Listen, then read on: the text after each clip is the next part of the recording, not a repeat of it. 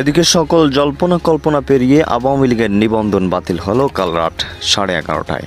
এদিকে আওয়ামী লীগের পক্ষ থেকে ভয়াবহ বিবৃতি দেওয়া হয়েছে ডক্টর ইউনূসকে হুঁশিয়ারি দিয়ে। বলেছে কোনোভাবেই এই নিবন্ধন বাতিল হবে না। ডক্টর ইউনূসকে ক্ষমতা থেকে নামাতে 2-1 দিনের ভিতর আসছে আওয়ামী লীগের কঠিন কর্মসূচি। সারা বাংলাদেশকে অচল করে দেওয়ার ঘোষণা দিয়েছে সেই বিবৃতিতে। আওয়ামী লীগকে কি আসলে নিষিদ্ধ করা হয়েছে, নাকি ধরেন যে আওয়ামী লীগকে তাদের যে কার্যক্রমগুলা সেই কার্যক্রমগুলো নিষিদ্ধ করা হয়েছে? আমরা পত্রিকার হেডিং যা দেখছি, উপদেষ্টা পরিষদের যে সিদ্ধান্ত আমাদের সামনে আসছে, ডক্টর আসিফ নজরুল ইসলাম যে বক্তব্য দিয়েছেন, সেই বক্তব্যগুলোকে কোথাও না কোথাও আমার কাছে ব্যক্তিগতভাবে আওয়ামী লীগকে নিষিদ্ধ করা হয়েছে এরকম মনে হয়নি। দর্শক, আওয়ামী লীগকে কি নিষিদ্ধ করা হয়েছে, নাকি সিদ্ধান্তটা অন্যরকম হয়েছে? বাংলাদেশের গণমাধ্যমগুলো কি বলছে? বাংলাদেশের গণমাধ্যমের খবরে এনসিপি নেতারাও যে বিভ্রান্ত হয়েছেন সেটা আমরা গতকাল রাতেই দেখেছি। গণমাধ্যমে এরকম খবর কেন আসছে? আদতে সিদ্ধান্তটা কি হয়েছে? আওয়ামী লীগকে নিষিদ্ধ ঘোষণা করা হয়েছে দল হিসেবে? আওয়ামী লীগ একটা ব্যান্ড দল? আওয়ামী লীগের নিবন্ধন বাতিল করে দেওয়া হয়েছে? আওয়ামী লীগ একটা অবৈধ দলে পরিণত হয়েছে? আওয়ামী লীগ নামটা আর থাকবে না, নৌকা প্রতীক বাতিল করে দেওয়া হয়েছে? নাকি কোন সিদ্ধান্তে গিয়েছে উপদেষ্টা পরিষদ? দর্শক, আওয়ামী লীগ তো নিষিদ্ধ হলো, তবে এই নিষিদ্ধ হওয়ার কারণে আওয়ামী লীগ যে খুব বেশি ক্ষতিগ্রস্ত হবে না সেই ধরনের কথা আগেই মন্তব্য করেছি। ধরে নিলাম যে আওয়ামী লীগ সত্যি সত্যি ক্ষতিগ্রস্ত হয়েছে, আর কখনো সোজা হয়ে দাঁড়াতে পারবে না। কিন্তু বিএনপির আসলে কি হবে? বিএনপিকে এখনও আশায় আছে যে নির্বাচন হবে, কখনো নরম সুরে কখনো গরম সুরে তারা যে দাবি জানিয়ে যাচ্ছে এবং তাদের সেই দাবি সরকার রাখবে, এটি মনে করার ন্যূনতম কোনো কারণ নেই। আসসালামু আলাইকুম রহমতুল্লাহ, সবাই কেমন আছেন? আশা করি সবাই অনেক অনেক ভালো এবং সুস্থ আছেন। সবাইকে স্বাগতম জানাচ্ছি আমাদের অনেক নতুন ভিডিওতে। প্রতিদিনের মতো আমি আপনাদের সিরিয়াত ফারুকি আবার চলে আসলাম নতুন একটা ভিডিও নিয়ে। দর্শক, আজকের ভিডিও টাইটেল এবং থাম্বনেল দেখে ইতিমধ্যে বুঝতে পেরেছেন আজকের ভিডিওটা কতটা গুরুত্বপূর্ণ হতে চলেছে। দেশে যে রাজনৈতিক চলমান অস্থিরতা, যে চলমান রাজনৈতিক যে পরিস্থিতি চলতেছে, তার ধারাবাহিকতায় আজকের ভিডিওটা আপনাদের মাঝে তুলে ধরার চেষ্টা করেছি। ইতিমধ্যে আপনার সবাই ভিডিওর শুরুতে বেশ কিছু অংশ বেশি দেখে বুঝতে পেরেছেন আজকের ভিডিওটা কতটা গুরুত্বপূর্ণ হতে চলেছে। তাই আমি এই বিষয়টা নিয়ে বিস্তারিত বলবো না, কারণ বিস্তারিত বলতে গেলে ভিডিওটা অনেক লম্বা হয়ে যাবে।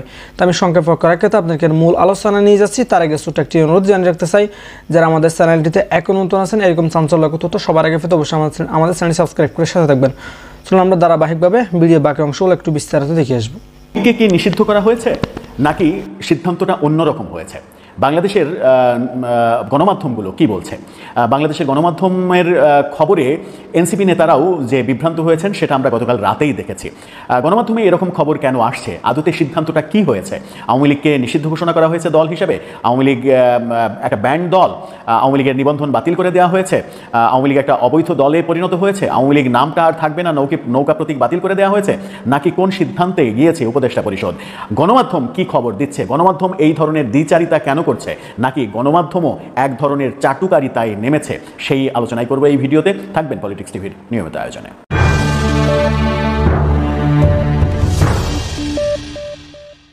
দর্শক, পলিটিক্স টিভির নিয়মিত ভিডিওগুলো স্পন্সর করছে প্রজাপতি.টিভি, নতুন ওটিটি প্ল্যাটফর্ম। আপনারা চাইলে ইউটিউবে, ফেসবুকে, ইনস্টাগ্রামে, টিকটকে দেখে নিতে পারেন। ডিসক্রিপশন বক্সে লিঙ্ক দেওয়া থাকবে, সেখান থেকেও আপনারা দেখে নিতে পারেন প্রজাপতির কার্যক্রম। চলে যাচ্ছি মূল ভিডিওতে।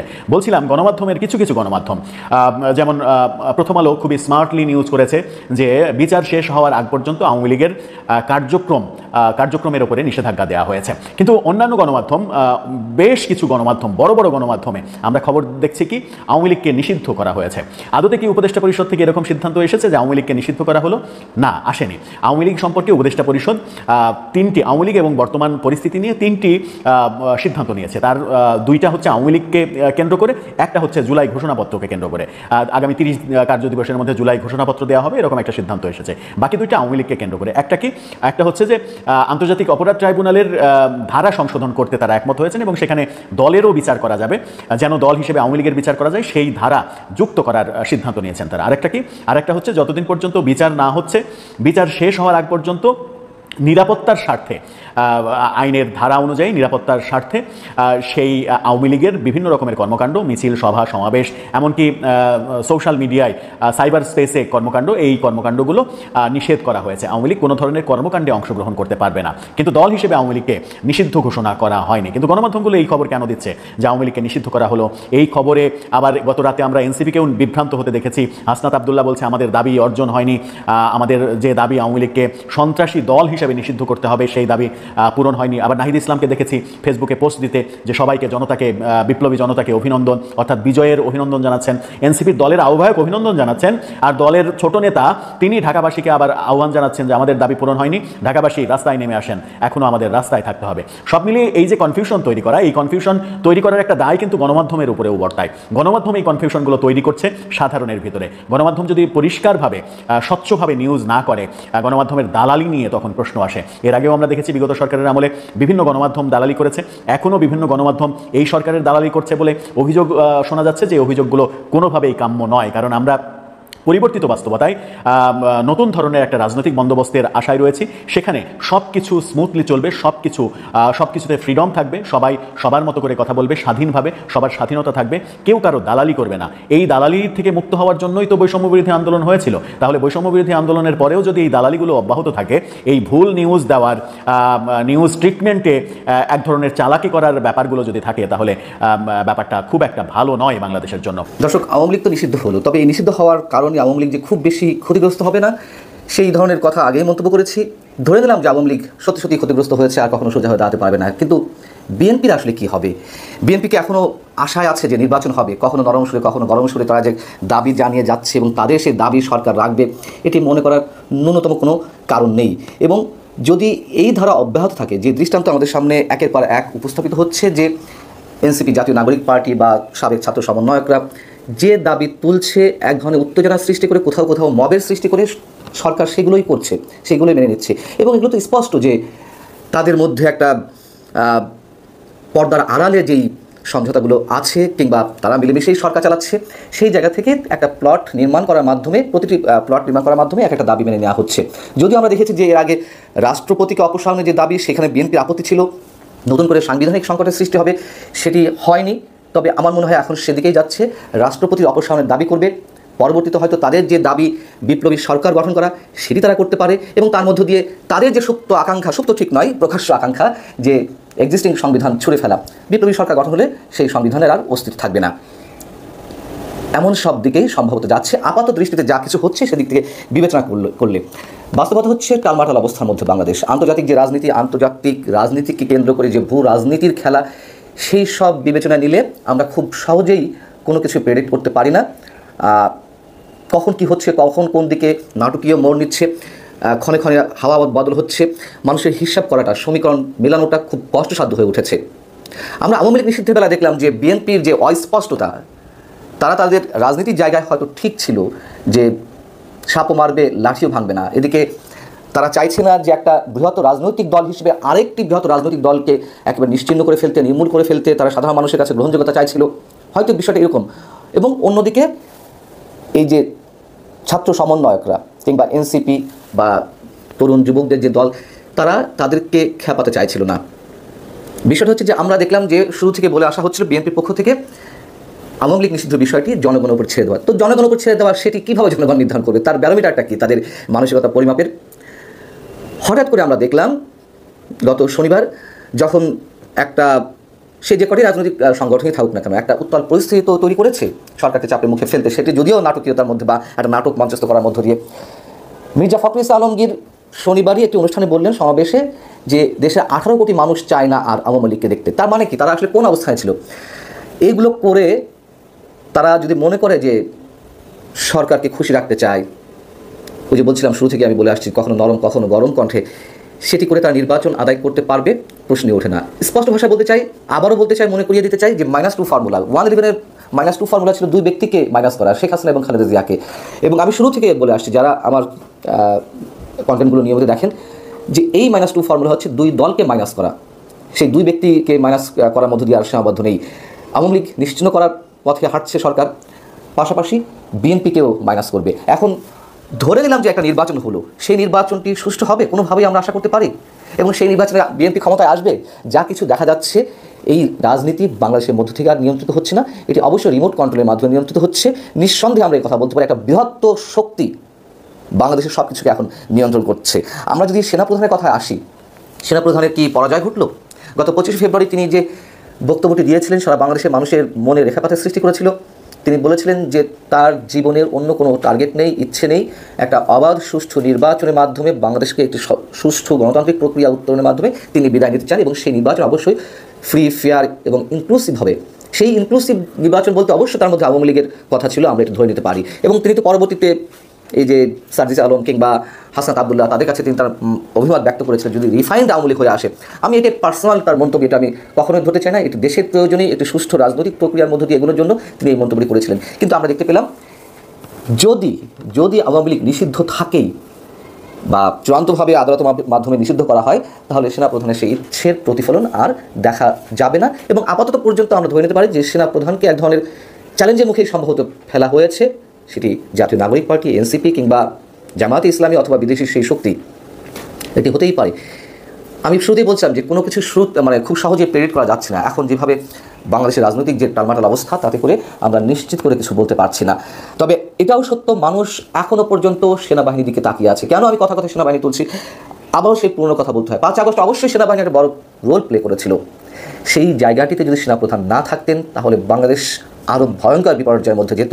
যেহেতু তিনি মানুষকে আস্থা রাখতে বলেছিলেন তার উপরে, সেই জায়গা থেকে মানুষ এখনও সেনাবাহিনীর দিকে তাকিয়ে আছে। তারা বা সেনাপ্রধান কতটুকু সফল হবেন কি হবেন না আমরা সেটা জানি না, তবে মানুষ তাকিয়ে আছেন, এটি বাস্তবতা। এবং যে বিদেশি শক্তির কথা বলছিলাম, নির্বাচন হবে কি হবে না, অনেকেরই আশঙ্কা যে বাংলাদেশ আফগানিস্তান হতে যাচ্ছে কিনা। এবং এর পেছনে যে বৃহত্তর শক্তি আমরা যেটিকে এখন মোটামুটি দৃশ্যমান দেখছি, যুক্তরাষ্ট্রের খেলা মিয়ানমারকে কেন্দ্র করে, যদি সত্যি রাখাইনের উদ্দেশ্যে বাংলাদেশের কথিত মানবিক করিডোর দেওয়া হয়, সেক্ষেত্রে আন্তর্জাতিক যে খেলা শুরু হবে, সেক্ষেত্রে বাংলাদেশ তো ওয়ারফিল্ড বা ব্যাটেল ফিল্ড যেভাবে বলি না কেন, সেই জায়গাতে যাবে। এটুকু আমরা স্পষ্ট করে বলতে পারি। যারা খেলছেন এই খেলাগুলো, আমার স্পষ্ট ধারণা শেষ মুহূর্ত পর্যন্ত তারা সফল হবে না। এখন শেষ মুহূর্তের মাঝখানের সময়টা কতখানি আমি সেটিও স্পষ্ট করে বলতে পারছি না। তবে মাঝখানে যে সময়টুকু শুধু সেটুকুই জানি যে তখন সেখানে কী ঘটবে, ব্লাডশেড ঘটবে, অনেক রক্তপাতের ঘটনা ঘটবে, অনেক মানুষের প্রাণহানি হবে।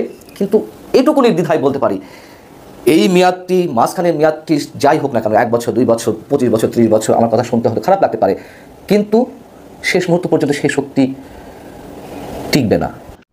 আসসালামু আলাইকুম।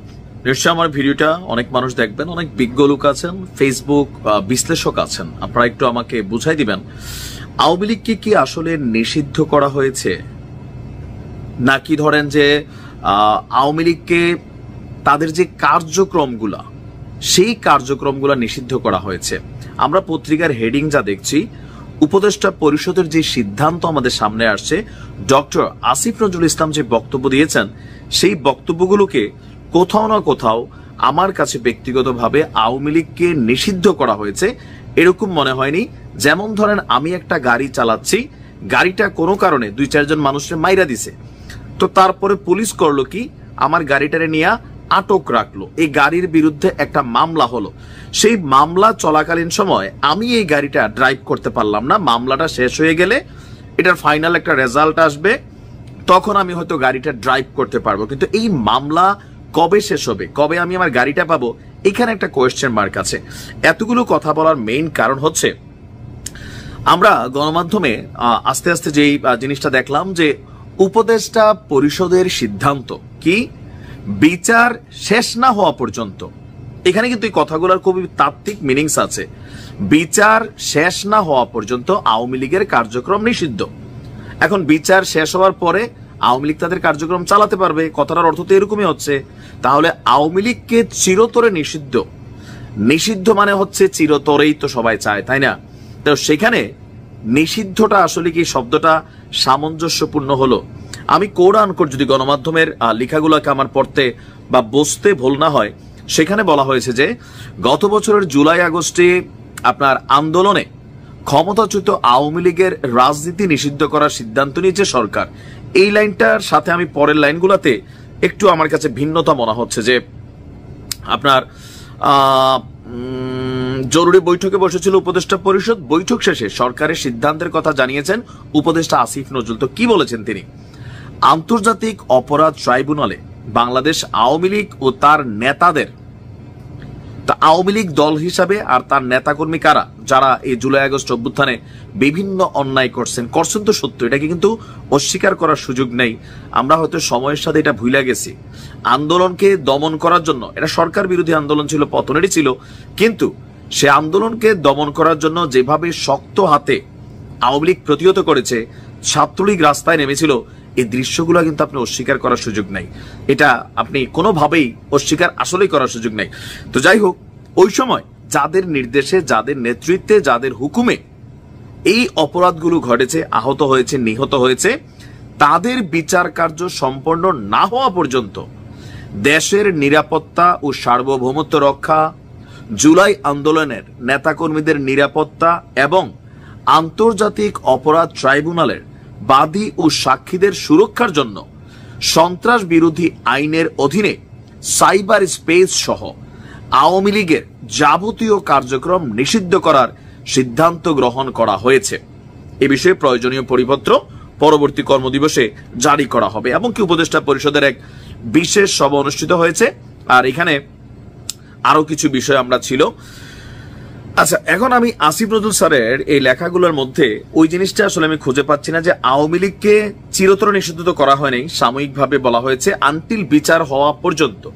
তাহলে হাসনাতদের যে দাবিটা ছিল, সেই দাবি বনাম সরকারের এই বক্তব্য দুটোটা কি মিলছে?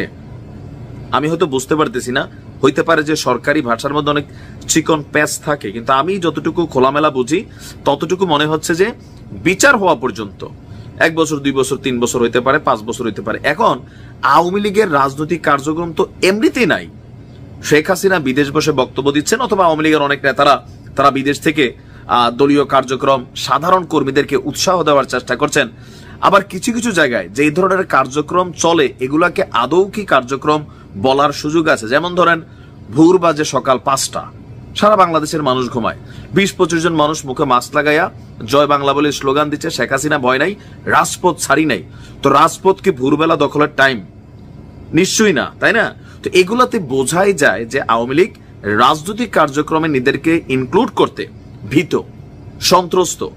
এগুলা হচ্ছে বিভিন্ন জায়গায় বিভিন্ন রকম ঘটনা হচ্ছে, কিন্তু অফিসিয়ালি আওয়ামী লীগ কোনো ডাক দিয়া প্রোগ্রাম সফল করতে পারছে?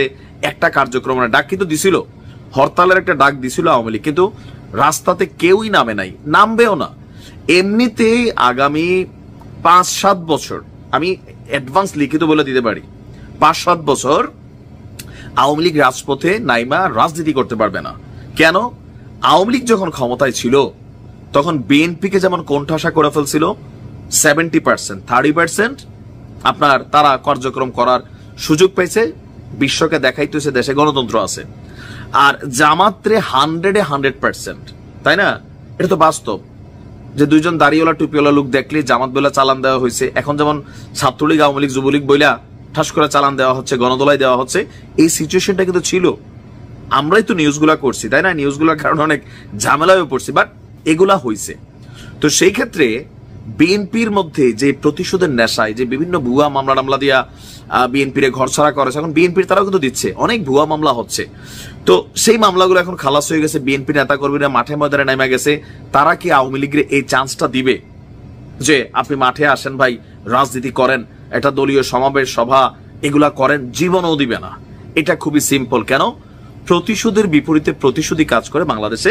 এখানে ভালো কিছু আমরা কখনো আশা করার সুযোগ নেই, আবার ভালো করতে গেলে মাঝে মাঝে বিপদেও পড়তে হয়। তো সকল কিছু মিলিয়ে কোন অ্যাঙ্গেলে মনে হচ্ছে যে আওয়ামী লীগ আগামী 2, 4, 5, 7 বছর রাজপথে তারা নাইমা আপনার আন্দোলন অথবা রাজনৈতিক কার্যক্রম অথবা অফিসিয়ালি সভা, সমাবেশ, বৈঠক, আমার মনে হয় না। সো তাদের কার্যক্রম এমনিতেই নাই। এখন নতুন কার্যক্রম কোনটা যেটা বিচার চলাকালীন পর্যন্ত নিষিদ্ধ করা হবে? তবে এতদিন পর্যন্ত এটা আইন ছিল না, সরকার আজকে আইন করে দিছে। যেমন ধরুন, অনেকেই ভাবতেছিল যে আস্তে আস্তে হয়তো আওয়ামী লীগ আবার শক্তিশালী হইয়া রাজপথে একদিন নেমে যাবে, একদিন তারা একটা মিছিল করবে। তো এই যে আশঙ্কা, সম্ভবত এই আশঙ্কাগুলোকে আইনিভাবে একটা স্বীকৃতি দেওয়া হলো, যে কোনো ধরনের কার্যক্রম এটা নিষেধ। যদি নামো গ্রেপ্তার হবা, যদি নামো আইন তোমার পানিশ করবে। সো সামহাও একটা আইনের শাসনের মধ্যে আওয়ামী লীগকে ঢুকানোর চেষ্টা চলেছে। এছাড়া এখানে যারা বাদী বিবাদী আছে বা বিভিন্ন জায়গায় এনসিপি বলেন, বৈষম্য বিরোধী বলেন, নিজেরাও যেমন মারামারি করছে, আবার বিভিন্ন জায়গায় যুবলীগ, আওয়ামী লীগ, ছাত্রলীগ কর্তৃক তারা আক্রমণের শিকার হচ্ছে। তো এখন ফাইনালি দেখা যাক যে এখানে সরকার আরো কি কি সিদ্ধান্ত নেয়, বিচারিক প্রক্রিয়াতে কি সিদ্ধান্ত আসে। এমনও হতে পারে যে প্রাথমিকভাবে এই সিদ্ধান্ত আসছে, তারপর আন্তর্জাতিক অপরাধ ট্রাইব্যুনালে বিচার হবে, দলটিরও বিচার হতে পারে। তো সকল কিছু মিলাইয়া একবারে যে আশা শেষ হয়ে গেছে তাও না, ফাইনালি এরকম ঘটতেও পারে। আর এই জিনিসটা ডিপেন্ড করবে আরেকটা জিনিসের উপর। ধরেন এই সময়কালের মধ্যে আওয়ামী লীগ কর্তৃক যদি কোনো ধরনের কোনো অপকর্ম করার চেষ্টা করা হয়, তাহলে কিন্তু এগুলা ইস্যু হয়ে দাঁড়াবে। বাট গতকালকের সিদ্ধান্তে আওয়ামী লীগ শতভাগ নিষিদ্ধ হয়নি, তাদের কার্যক্রম একটা নির্দিষ্ট সময় পর্যন্ত স্থগিত করা হয়েছে। আমি এতটুকু বুঝছি, বাকিটা হয়তো যারা বিশেষজ্ঞ আছেন, বিশ্লেষক আছেন, আর ভালো বুঝবেন। ভালো থাকুন, আসসালামু আলাইকুম। তো প্রিয় দর্শক, এই বিষয়টি নিয়ে আপনার মূল্যবান মতামত অবশ্যই দ্রুত কমেন্টে জানিয়ে ফেলুন। ভালো থাকবেন, সুস্থ থাকবেন। এতক্ষণ যারা ভিডিওটি শেষ পর্যন্ত দেখে সাথে ছিলেন তাদেরকে অসংখ্য ধন্যবাদ জানিয়ে এখানে শেষ করবো আজকের ভিডিওটি। দেখাবো না কোনো ভিডিওতে, ততক্ষণ পর্যন্ত আমাদের চ্যানেলের সাথে থাকুন, সাবস্ক্রাইব করে। ধন্যবাদ সবাইকে, আল্লাহ হাফিজ।